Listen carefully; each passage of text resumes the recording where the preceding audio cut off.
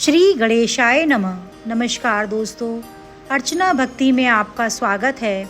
दोस्तों, आज हम आपके लिए राधा अष्टमी की कथा व महत्व को कहेंगे। दोस्तों, राधे कृष्ण मंत्र को जपते हुए आपने लोगों को देखा होगा।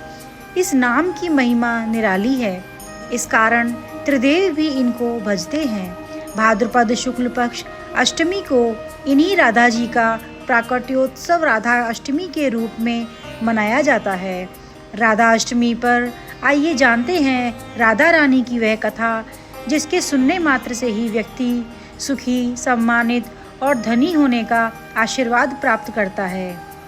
धार्मिक ग्रंथों में वर्णित राधा रानी की कथा के अनुसार एक बार नारद जी भगवान शिव के पास पहुँचे और प्रणाम कर पूछा कि हे भगवान, मैं आपका दास हूँ, मेरी एक जिज्ञासा है, कृपया उसे आप शांत कर दीजिए। श्री राधा देवी लक्ष्मी हैं या देव पत्नी, महालक्ष्मी हैं या सरस्वती, क्या वे अंतरंग विद्या हैं या वैष्णवी प्रकृति हैं, वे वेद कन्या हैं, देव कन्या हैं या मुनि कन्या हैं। इस पर सदाशिव बोले, हे मुनिवर, अन्य किसी लक्ष्मी की बात क्या कहें, कोटि कोटि महालक्ष्मी श्री राधा जी के चरण कमल की शोभा के सामने तुच्छ हैं। हे नारद, मैं तो श्री राधा के रूप, लावण्य और गुण आदि का वर्णन करने में खुद को असमर्थ पाता हूँ। तीनों लोकों में कोई भी ऐसा समर्थ नहीं है जो उनके रूप आदि का वर्णन करके पार पा सके। उनकी रूप माधुरी जगत को मोहन करने वाले श्री कृष्ण को भी मोहित करने वाली है। यदि अनंत मुँह से चाहूँ तो भी मैं उनका वर्णन करने में सक्षम नहीं हूँ। नारद जी बोले, हे प्रभु, श्री राधिका जी के जन्म का महात्म्य सब प्रकार से श्रेष्ठ है, मैं उसको सुनना चाहता हूँ। हे भगवान, सब व्रतों में श्रेष्ठ श्री राधा अष्टमी व्रत के बारे में मुझे बताइए।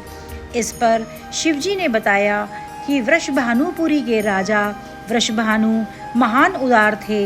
वे महान कुल में उत्पन्न हुए और सब शास्त्रों के ज्ञाता थे। अणिमा, महिमा आदि 8 प्रकार की सिद्धियों से युक्त श्रीमान, धनी और उदार चेताव थे। वे संयमी, कुलीन, सद्विचार वाले भगवान श्री कृष्ण के आराधक थे। उनकी भार्या श्रीमती श्री कीर्तिदा थी। ये भी महालक्ष्मी के समान भव्य रूप वाली और परम सुंदरी थी। वे सर्वविद्या और गुणों से युक्त कृष्ण स्वरूपा और महापतिव्रता थीं। उनके गर्भ से ही भाद्रपद की शुक्ल पक्ष की अष्टमी को मध्याह्न काल में श्री वृंदावनेश्वरी की श्री राधिका जी प्रकट हुईं। शिवजी ने नारद जी को बताया कि राधा अष्टमी के दिन व्रत रखकर उनकी पूजा करनी चाहिए। इसके लिए श्री राधा कृष्ण के मंदिर को ध्वजा, पुष्पमाल्य, वस्त्र, पताका, तोरणादि से सजाना चाहिए। 5 रंग के मंडप बनाकर उसके भीतर षोडश कमल यंत्र के बीच राधा कृष्ण की मूर्ति स्थापित करें। इसके बाद राधा जी की स्तुति और ध्यान करें। उन्हें सुगंध, पुष्प, फल, धूप आदि अर्पित करें।